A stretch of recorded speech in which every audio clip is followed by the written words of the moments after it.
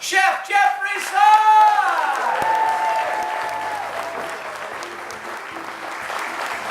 Alright guys, thank you so much for being here. I'm so happy to be here. I'm happy to be anywhere where there's this many people who love food. I mean, is food not the vehicle for all great things in life, you know? Yes! This is the right crowd. I fell in love with this woman, my wife Nadia, here in the front row, over food. I have the best experiences with my kids in the kitchen over food. Food is where it is at, and I'm so glad you are here. And first, my life has changed completely in the last year. Since the Next Food Network star, thanks to your support, my schedule reads: wake up, think of a recipe, cook, and try and inspire somebody else to do the same. So I really appreciate that. So today's dish we're doing is achiote fish tacos with spicy pickled red onions. So how many of you guys heard of achiote? Wow, this is a great crowd. We have 4 here, and 2 were here yesterday. So 3 were here yesterday. Thank you. So we got 1 new achiote fan. How many of you guys have been to Mexico? All right, we're getting much better. And I always seem to find the common ground. How many of you guys like margaritas? There's always a common denominator in every crowd. So speaking of margaritas, I've been told that I'm talking about margaritas too much. So I want you guys to help me out. Whenever I say margarita, I want you guys to say, yeah! Yeah! I must say I found out my ultimate gauge for success now. I know when I've really made it, what's going to happen. You know what it is? My line will be longer than Winnie the Pooh. I was by there today and I was like, what's going on over here? And it's Winnie the Pooh, like slime and stuff. Alright, so we're going to get started because you are here to eat. So first thing we're going to do is the pickled red onions, okay? And I love food, and I especially love when I can make something tasty that takes 3 ingredients and is quick. Anybody disagree with that? So the first thing we're going to do is slice these onions thin.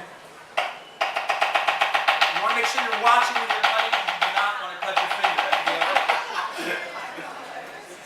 And the key to these pickled onions is cut them thin. You know, I use one of those squeezing arts if you don't want to hurt you. All right. So we got our thin onions in the bowl. Next thing we're going to put is our lime juice. You want to break those up, and you want them flat because that way they'll get evenly marinated. If they're in like a deep bowl, only the bottom is going to get marinated. All right. So the next thing we're going to put on there is our lime juice. And I got to tell you, this right here, it looks like a piece of equipment to you. This is one of my best friends. I bought this 20 years ago. You guys are like, you are sick. I bought this 20 years ago in the Mission District of San Francisco for $2, and it's been the best investment I ever made in the kitchen. I used it to make all the first margaritas in my first Mexican restaurant. I'm glad my daughter's on the ride. She's going to be like, Dad, he's got a drinking problem. All right, so we got some fresh lime juice on there.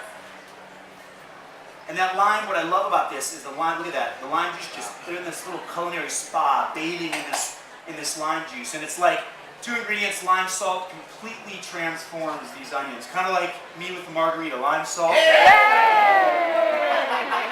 It's funny how a little lime and salt, and you're just kind of relaxed. And instead of these onions being kind of sharp and hot, they become kind of like, hey, I'm here to just add to your dish and not get in the way. They get sweet.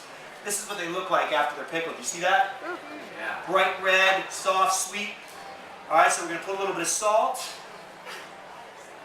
Who's got a problem with salt? Who's like, I'm not using the salt? We got a couple hands there? All right, well, I won't point you out because I don't want to offend you, but I'm telling you, this simple white grain is the most powerful ingredient in your kitchen.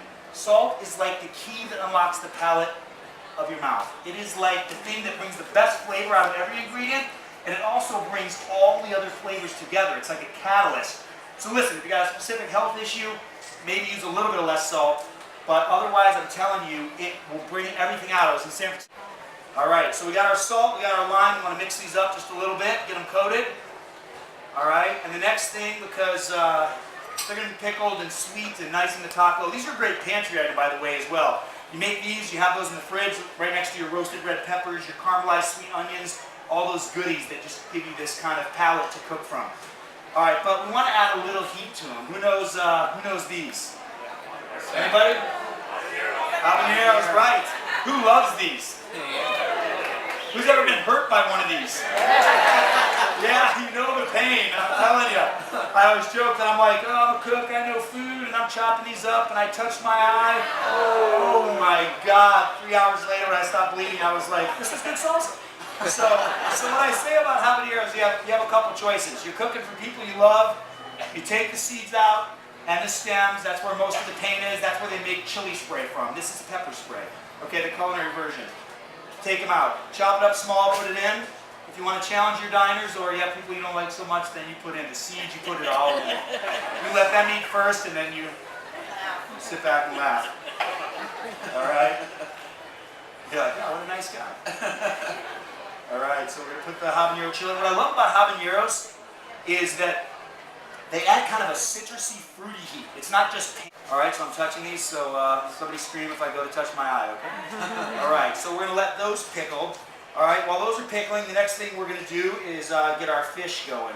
I got to tell you, one of my favorite food stories is I'm on the Food Network last summer, gone for weeks from the family, and I get like a 5-minute phone call once a week to talk to the family, right? So I call, and I'm missing them so much. And my daughter gets on the phone, she answers, and she goes, Dad, I gotta tell you something. I'm like, what? She's like, it's about Mom. I'm like, oh my God, I've been gone for a few weeks, but come on. Stick with me a little more, And and she said, and Nai's in the background, she's like, no, don't say anything. And she's like, but I have to tell him. And she's like, no. And finally she goes, Mom bought jar of tomato sauce. That's a family that rolls around food, I was like, wow, what a relief it is. All right, so first thing you do is dry it off. That way, the reason you dry it off, you open that package of beautiful fish or meat, there's all that juice in there. What that juice is going to do is it's going to steam in the pan.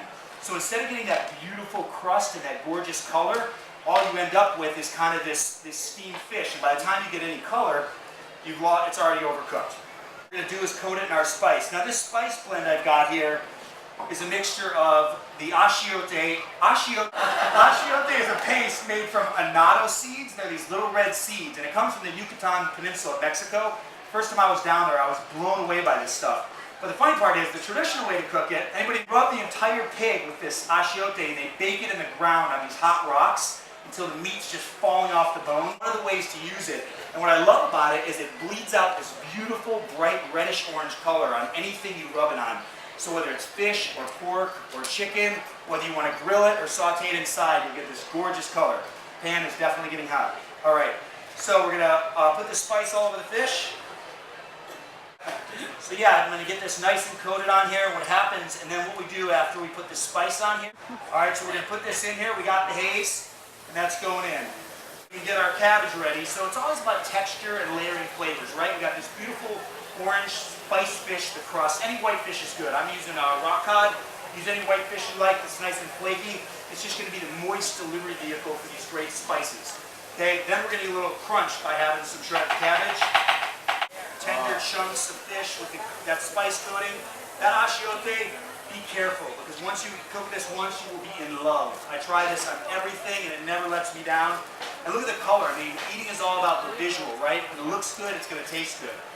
All right, but now, I never like to leave my wife with all of the mess after cooking, so I'm going to do my share of the cleaning. And what I do is I take these tortillas and I scrub the bottom of this pan a little bit. Okay? This is really the first step to getting this pan clean. But more importantly, it's giving these beautiful char marks and this incredible flavor in the tortilla. Right? You see that? Oh, look at that. See that beautiful color and even more flavor? Bring it back, goes up. Yeah, all right. Thank you. All right, let me get that out of the way before I hurt myself on this thing. Okay, and now, so we've got some crunchy cabbage. We've got our tender fish. We're going to put on some avocado. We're going to put our fish here in the bottom, which you're about to eat. Those onions are spicy, so be careful. Okay, we got our fish in the bottom.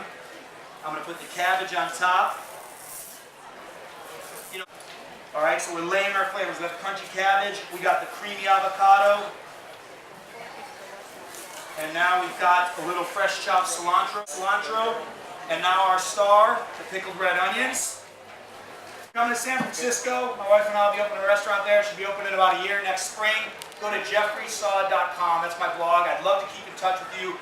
People have been amazing, and that's where you'll know about the restaurant. If you like the spice blend, I've got that and 4 other ones available on the blog as well.